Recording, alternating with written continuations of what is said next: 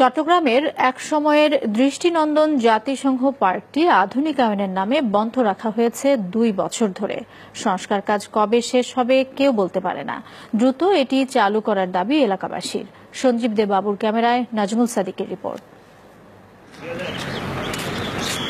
জাতিসংঘ পার্ক একসময় সুন্দর সাজানো পার্কটি শিশু কিশোর সহ বিভিন্ন বয়সের নারী পুরুষের পদচারণায় মুখরিত থাকত। নগরীর 5 এলাকায় 1 একর জায়গার উপর পার্কটির অবস্থান।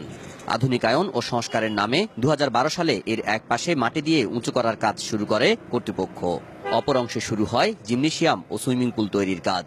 সিটি কর্পোরেশন পার্কটি ইজারাদারদের দেওয়ার পরিকল্পনা করলে এলাকাবাসীর বিরোধিতায় এর সংস্কার কাজ থেমে যায়। তাদের দাবি দ্রুত পার্কটি চালু করার। সন্ধ্যের সময়টাকে এখানে কাটাতাম, এখন তার কাটাবার মতো এখানে কোনো ইয়ে নেই। আগে এটা পার্কেই ছিল, আমরা পার্কেই চাই এবং বাণিজ্যিকভাবে কোনো কিছু আমরা চাই না। সবাই জাস্ট 4 দেয়ালের মধ্যেই বন্দী, তো এই হিসেবে যদি পার্কটা হয় তাইলে অন্ততপক্ষে বাচ্চারা খেলতে পারবে।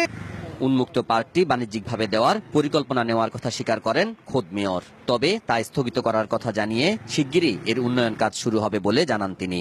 জাতিসংঘ পার্কটা একটা খুব দৃষ্টিনন্দন ভাবে করার আমি পরিকল্পনা নিয়েছিলাম, কিন্তু সেখানে একটা ভুল বুঝে যার কারণে এখন এটা আমি স্থগিত দেখেছি।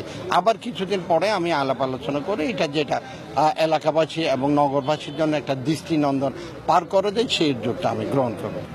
বন্দর নগরীতে বিনোদন পার্কের সংকট মেটাতে সংস্কার কাজ শেষে জাতিসংঘ পার্কটি উন্মুক্ত করে দেওয়া হবে, এমনটাই প্রত্যাশা নগরবাসীর। নাজমুল সাদিকি, মাছরাঙ্গা সংবাদ, চট্টগ্রাম।